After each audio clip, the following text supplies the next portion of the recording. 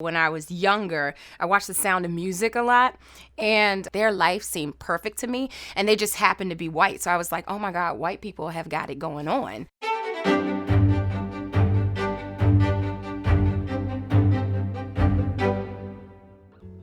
You know, I have to thank my parents, man, because they are the ones who kind of instilled, ever since I was little, I've known that I was a black child, and that the world would see me differently and treat me differently. I would say towards the end of elementary school and like middle school, that's when kids started to become kind of mean and catty. A lot of my peers and their parents would tell me, you'd be a lot more beautiful if you weren't dark-skinned. You'd be a lot prettier if you had hair like mine. And that's when things really started to take a turn for me. One day, my mom takes me out to maybe we were going to museums or something like that, and I all of a sudden put on a British accent. And she kind of pulled me and was like, Hanifa, you're not them. Be yourself, because who you are is brilliant. I had a portfolio review, and I had someone ask me or say to me, I never met a black photographer like you. And I was so caught off guard, I really didn't know how to accept that.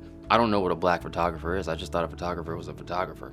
When I live in Africa, we identify more nationality, culture, ethnicity. I remember when we signed up for school and you have to fill out black, white, other. That's when I started being aware that if you live in America, race is kind of a big deal. With everything happening in America and just even around the world, with all the tragedies, I've taken in my blackness even more. I'm very proud to be black. I feel compelled to make more friendships or have these moments of love. When we're walking down the street, the head nod thing, it's a small mentoring moment, but it's a moment of yeah, I see you, you're here, we're together, we're healthy, right on. I've been on this emotional growth journey. It was more about getting to know who I am as an individual, having all these feelings and emotions, and getting to learn that person and accept me for exactly who I am. When I was younger, I made a Tumblr account, and then I started to follow,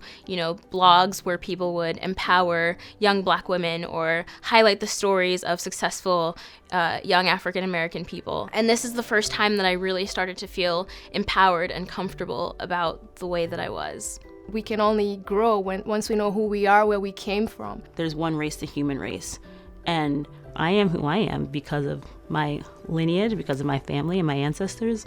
But I'm also just a person here, just like you. The more upfront I can be about my experience, and the more you can just open up and accept and not judge it or not try to change it, I think that's when the brilliance happens. Everything that you go through is literally to build who you are, and so that you can give back and share your story with someone else eventually and help them to advance from where they are. And that's why I'm here. That's exactly what I'm doing and what I plan to continue to do throughout my life.